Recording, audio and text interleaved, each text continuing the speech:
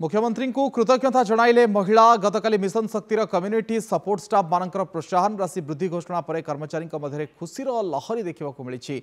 बालेश्वर जिला Khaira block कुरुंटु mission शक्ति कार्यालय परिसर में एमबीके ममता प्रधान समेत समस्त सीआरपी प्राणीमित्र कृषि मित्र प्रमुख उपस्थित रही परस्पर को मिठा खुआई खुशी मनाई प्रोत्साहन राशि वृद्धि कर मुख्यमंत्री को कृतज्ञता जणाइथिले। सहित 5T अध्यक्ष कार्तिक पांड्यान, मिशन शक्ति सचिव सुजाता राउत कार्तिकेयन एवं सिमुलिया विधायक ज्योति प्रकाश पाणिग्राही को धन्यवाद जणाइथिले। आमर जो काली डिक्लेयर कले आमर माननीय मुख्यमंत्री जे समस्त कम्युनिटी सपोर्ट स्टाफ पारिश्रमिक वृद्धि से आम समस्ते ये कुरुंडा पंचायत तरफ अशेष अशेष धन्यवाद दौचु।